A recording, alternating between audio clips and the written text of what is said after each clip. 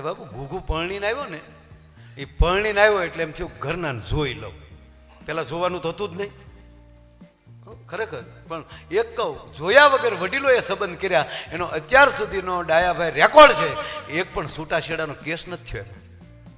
જોઈને કર્યું એમાં ઘણા. હું કામ હામાં બે છેતર્યા. જેથી જોવા આવ્યો હોય તેથી જ બ્યુટી પાર્લરમાં વાટા પ્લાસ્ટર કરીને બેઠા હોય.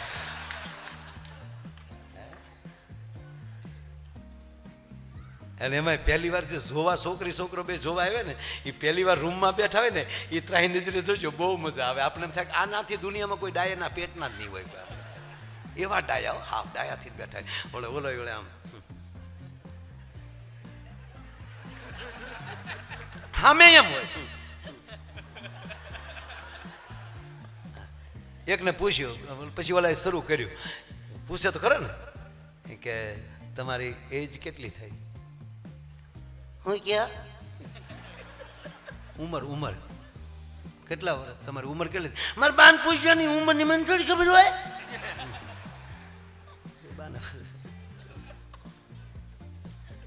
તમને આમ સાડી ગમે કે ડ્રેસ? એ મારે બાન પૂછવાની પણ એ મને ખબર હોય ને, મને દે તો પહેરી લઉં. કે તમે ભણ્યા કેટલું? એ મારે બાન પૂછ્યો ને. તો ઓલો ઊભો થઈ ગયો. કેમ ભાગ્યા? એ તાર બાન પૂછી લે છે.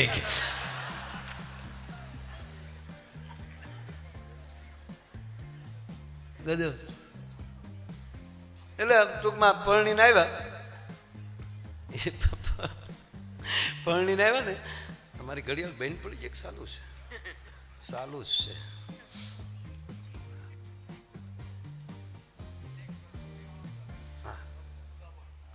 લઈશું પછી. પણ આ ઘૂઘું પરણીને આવ્યું એનું પૂરું કરું. કોડી કડે રમી લીધો. પણ બિચારાને એમ થયું ક્યારે ઘરના જોઈ લઉં. એટલે મહેમાનને જમી લીધા ને ઘડીક આમ જાય ને ઘડીક આમ જાય ને બધાને કહેતા જાય વાત હા થાક્યા વાગ્યા ભાઈ બધા ઠેકાણા પડી જાઓ. અને જ્યાં એકાંત મળ્યું ને ત્યાં જેમ બકરું જોકમાં જાય એમ ગળી ગયો. ત્યાં તો ઓલી દીકરી આમ ગણે થાપના પાસે બેઠેલી. આમ જા ઘૂંઘટ ખોલ્યો બાપુ, ત્યાં તો સકરી ખાઈને ઘૂઘો પડી ગયો. ડુંગળી જવડું માથું, ડાળિયા દાણા જેવી આંખ્યું, વિહગ ભેહુને ભેગ્યું કરો એવો વાન, કાનકડિયા જેવા કાન, સકરિયા જેવી આંગળીયું. તા તો ભક્તિને પડી ગયો. હોય બાપા, આને હાટું ડીજે વગાડ્યું આપણે.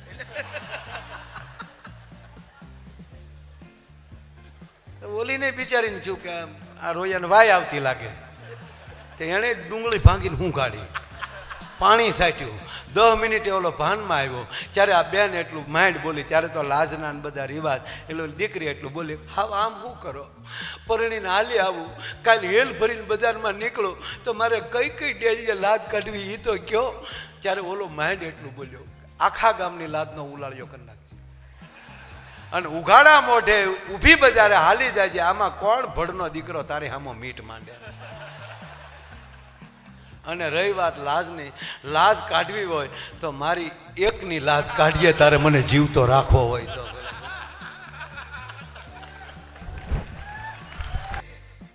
જગ્યાઓમાં એટલા એટલા હરિહર કરાવે, આવા મંદિરો બનાવે, અને કોઈ 15 દી બાકી ન જાય કે ઉત્સવ ન કર્યો હોય. એ શું કામ?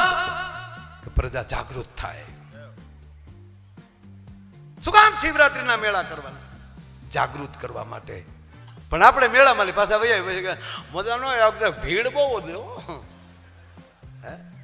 જે દેશમાં 5 કરોડ સંતો બેઠા હોય, કુંભનો મેળો ભરાતો હોય, અને એની સાથે 80 કરોડ જોડાઈ જાય છે. દુનિયામાં કોઈની પાસે એવડી તાકાત કેવો ગોળો ઊભો થઈ શકે? એક પ્રહલાદ નીકળે તો હરણાકશને હાકા કરાવી દેતો હોય. એક નરસિંહ મહેતા નીકળે અને કહી દે કે મારા નાથ હારની કાજે હાર તો હારવા ન દેતો. આ શ્રદ્ધા રાખજો, વાત આ છે. બાકી તો લગ્ન થવાના જ છે આપણે. 12મું 2 જ વાર આવે. ભણવામાં 12મું આવે ને મરી ગયા પછી 12મું આવે. 12માં હધારવા હોય તો તમારા 12માં પરમાત્માને રાખજો. મરી જાવ મૂળ વાત. અમારે ઘૂઘું હાલો ને દાંત કાઢો ને પછી તમારે જે કરવું એ કરો. મોજ કરી જો, મરી તો જવું જ છે. હા, છૂટા છે બુલેટ હાકેલી શીખી દેવાનું ખટારાના ટાયરમાં. ના, મરી જ જવાનું છે. પણ એવું કામ કરીને જાય ને તો સાહેબ દુનિયા આપણા નામના ચોક બનાવવા તૈયાર છે. ભગતસિંહ કોઈ નહોતો કહેવા ગયા કે મારા નામનો ચોક બનાવજો. કૃષ્ણ કોઈ નહોતા કહેવા ગયા કે મારું ભાગવત વાંચજો. આ ઘૂઘુ કોઈ નહોતો કહેવા ગયા કે મારા લગ્નની વાતો કરજો. અને એના બે નગર શેઠની ઘોડે કામ કરનારા સાહેબ મહાપુરુષો વસ્તુપાલ અને તેજપાલ, ત્યાંથી લઈને વાઘેલા દરબારોથી લઈ અને જેનો સંપર્ક પાટણ સુધી હોય એવી એક આ દેવીત્વ વાળી ધરાવનારી ભૂમિ. અને બાપુ ક્યારેક ક્યારેક એવું થાય કે ધરતી એમ કહેતી હશે કે અહીંયા આવો ને કથા, અહીંયા આવો ને, અહીંયા આવો ને દાદા, અહીંયા વાંચો ને, આવો ને સાધુડાવ, અહીંયા ઘડીક આનંદ કરો ને. અને સાહેબ આવી કથા થાય, આવી પવિત્ર ધરતી હોય, એનું પાછું ધારાસભ્ય થવું એ ભગવાનની કૃપા કહેવાય સાહેબ. હમણાં ધારાસભ્ય સાહેબને અમે એને ભૂપેન્દ્ર બાપુ બધા મળ્યા. ભૂપેન્દ્ર બાપુ દિવસે પણ કથા વાંચા. મને કે ભાઈ મારે એક લગ્નમાં જવું પડે એમ છે, નહીંતર આપ બધા મારે આંગણે અહીંયા મારા ગામમાં હોવ અને હું ન હોવ એવું બને. પૂજ્ય દાદાને મળીને એણે વિદાય. પછી અમે ધારાસભ્ય સાહેબને બધા ત્યાંથી દાદાને દર્શન કરીને પછી પાછા આવ્યા. એટલે જે વિસ્તારમાં જઈને આનંદ આવે, વાત આ છે. અને આનંદથી આનંદ આવે એને જ આનંદ કહેવાય. નકર નથી ઓલી કલબુ હાલતી, હું કેવી કલબ કે દાંત કાઢવાની, લાઇફિંગ કલબ. ગાંડા લાગે. હું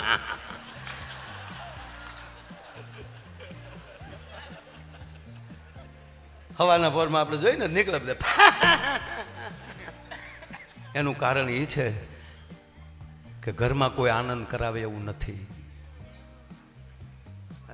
પણ આપણું ઘર છે આ ભાગવત મંડપ. અને હકીકત છે ને ભાઈ, જો તમે સાંભળી લો, આપણા બાપુ ત્રણ ભગવાન મેન, બ્રહ્મા, વિષ્ણુ ને મહેશ, આપણા ત્રણ મેન. એનાથી કોઈ મોટું છે નહીં. મેં જ ક્યાંય ફેળ્યું નથી. ત્રણથી કોઈ મોટું નથી. પણ ત્રણેય મોટા શું કામ છે જો તમે, ત્રણેય મોટા શું કામ? તો બ્રહ્માજીનું કાર્ય શું? સર્જન કરવું, સૃષ્ટિનું સર્જન કરવું, નવું કંઈક બનાવવું. એ આ બ્રહ્માજીનો પરિવાર, આ પ્રજાપતિ.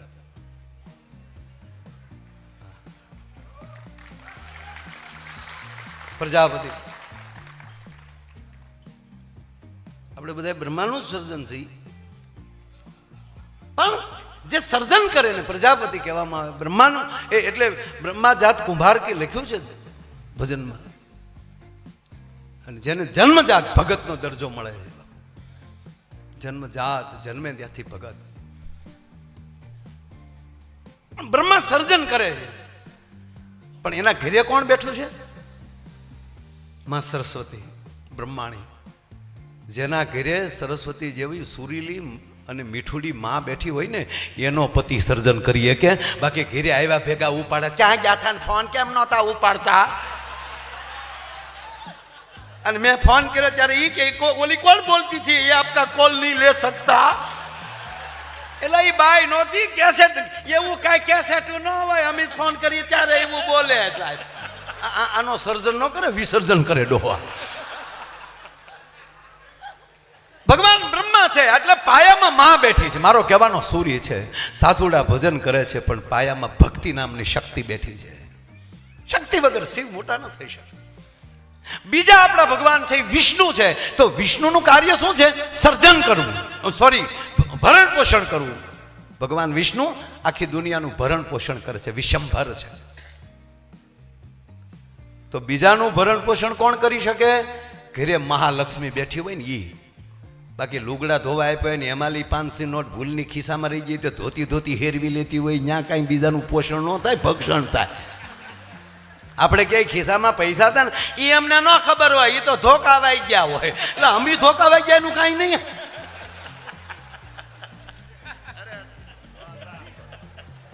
ભગવાન વિષ્ણુ સર્જન પોષણ કરે છે. એનું કારણ કે ઘરે મહાલક્ષ્મી બેઠી છે, 4 હાથ વાળી બેઠી છે. જાઓ હવે આવી કથાઓ કરો, અમે બેઠ્યું છીએ. આ લક્ષ્મીઓ બેઠ્યું છે ઘરે. મગર ઘરેથી એટલું થઈ જાય કે એવું આપણે નથી કરવું. એટલે ટાટર પડી જાય હો હાવ. હા, કારણ કે આપણે હરખ પુદુડા તો હોઈએ જ. બાપુ તમને આવી ન ખબર હોય એ અમારી સંસાર કી બાત હૈ. ખાલી ઘરનાએ એવું કીધું હોય ને કે આ કલરના જબામાં તમે બહુ સારા લાગો છો તો વી હિવડાવી નાખ્યા હોય. એટલે તો અમે એડવાન્સ.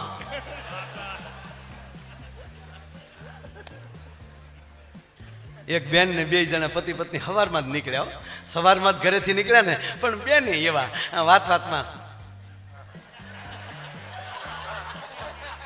અને ઓલો ગાડી હાકે જાય ત્યારે ઓટો ગેર નહીં. તા પાછા બેન હરી શકાય.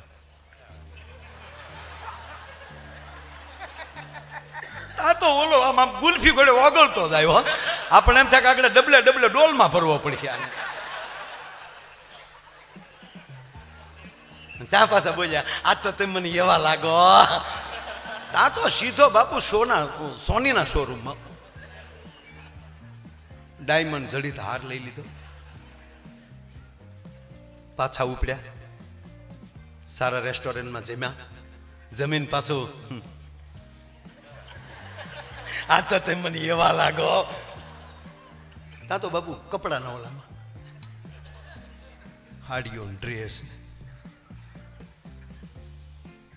હાજે ઘીરે આવ્યા ત્યારે કે આ તો તે મને એવા લાગો. ઓલો કે હવે તો કે કેવા લાગો. આવી જ રીતે મારા બાપા આમ જ મને લાડ લડાવતા, મારા બાપા જેવા.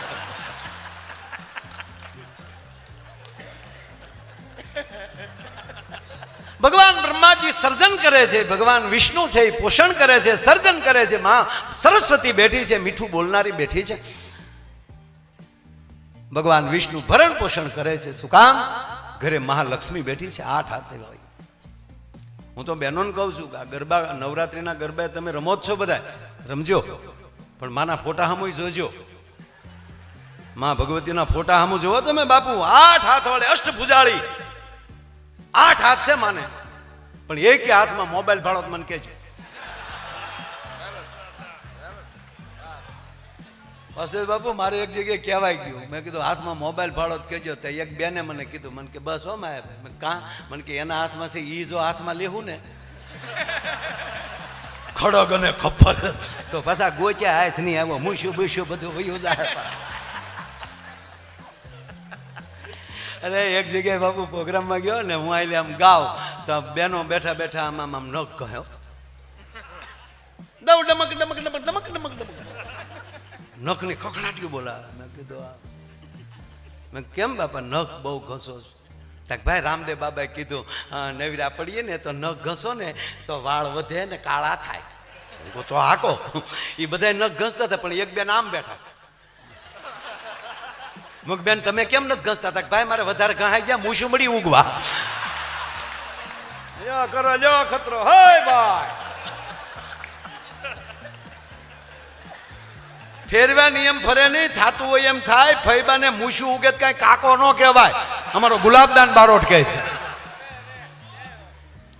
ગજબ છે બધું.